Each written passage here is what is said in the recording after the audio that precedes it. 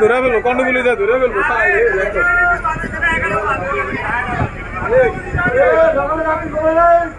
কন্ডগুলি তো বাদ দিয়ে দেবো কন্ডগুলি দূরে লইব